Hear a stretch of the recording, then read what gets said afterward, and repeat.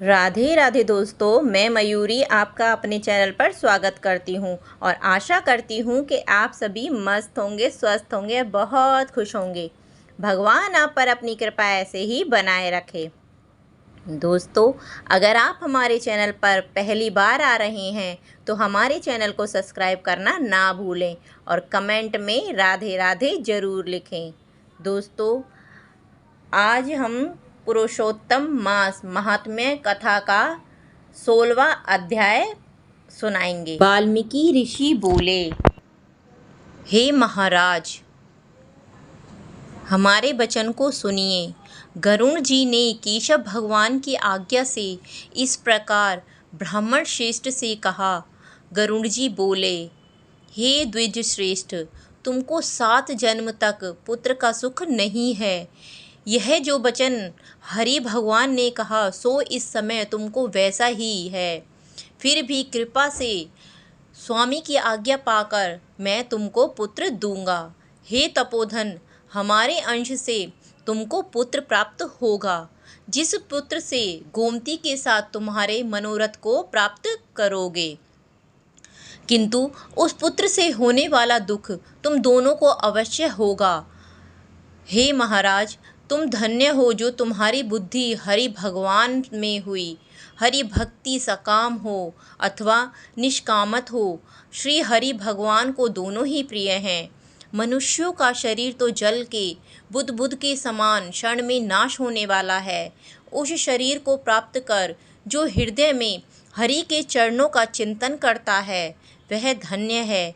इस अत्यंत दुस्तर संसार से तारने वाले श्री हरि भगवान के अलावा दूसरा और कोई नहीं है। यह हरि भगवान की ही कृपा से मैंने तुमको पुत्र दिया।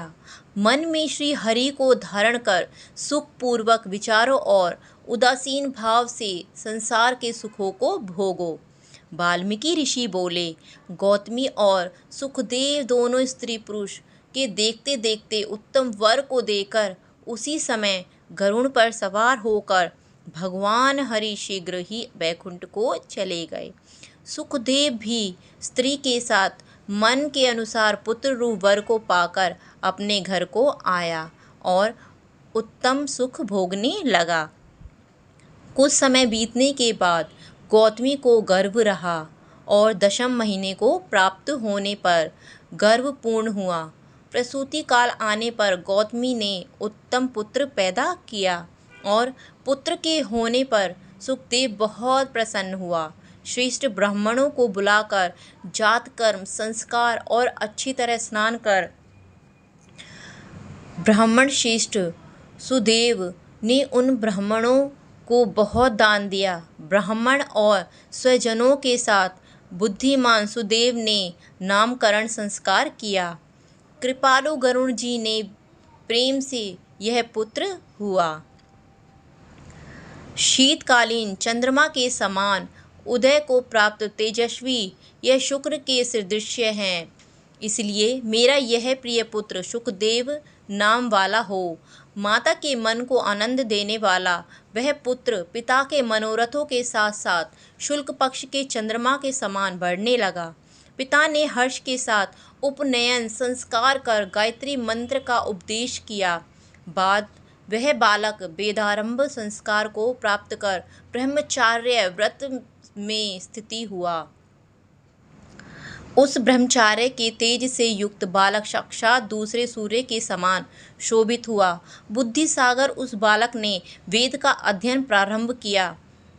उस गुरु वत्सल बालक ने सद्बुद्धि से अपने गुरु को प्रसन्न किया और गुरु के एक बार कहने मात्र से समस्त विद्या को प्राप्त किया। वाल्मीकि ऋषि बोले, एक समय कोटि सूर्य के समान प्रभाव वाले देवल ऋषि आए। उनको देखकर हर्ष से सुदेव शर्मा ने दंडवत प्रणाम किया। अर्घ्य प्राग आदि से विधि पूर्वक उन देवल मुनि की पूजा की। महात्मा देवल के लिए आसन दिया। अति तेजस्वी देवदर्शन देवल ऋषि उस आसन पर बैठ गए। बाद अपने चरणों पर बालक को गिरते हुए देखकर देवल ऋषि बोले, देवल मुनि बोले, अहो हे सुदेव, तुम धन्य हो, तुम्हारे ऊपर भगवान प्रसन्न हुए, क्योंकि तुमने दुर्लभ सुंदर श्रेष्ठ पुत्र को प्राप्त किया है। ऐसा विनीत, बुद्धिमान, बोलने में चतुर, वेद पाठी और शीलवान पुत्र कहीं भी किसी के यहाँ नहीं देखा। हे पुत्र, यहाँ आओ।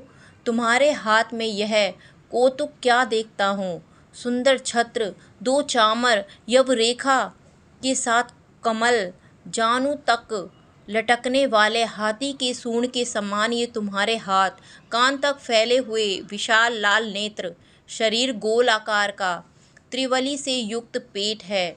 इस प्रकार उस बालक के विषय में कहकर उस ब्राह्मण को उत्कंठित देखकर देवल ऋषि फिर बोले, अहो हे सुदेव, यह तुम्हारा लड़का गुणों का समुद्र है, कंधा और कोक का संध है, शंख के समान उतार चढ़ाव युक्त गला वाला, टेढ़े सिर के बाल वाला, ऊंची छाती, लंबी गर्दन, बराबर कान, बैल के समान कंधा, इस तरह समस्त लक्षणों से युक्त यह पुत्र श्रेष्ठ भाग्य का निधि है।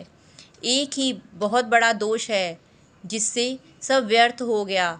इस प्रकार कहकर सिर कांपते हुए दीर्घ श्वास लेकर देवल मुनि बोले, प्रथम आयु की परीक्षा करना, बाद लक्षणों का कहना चाहिए।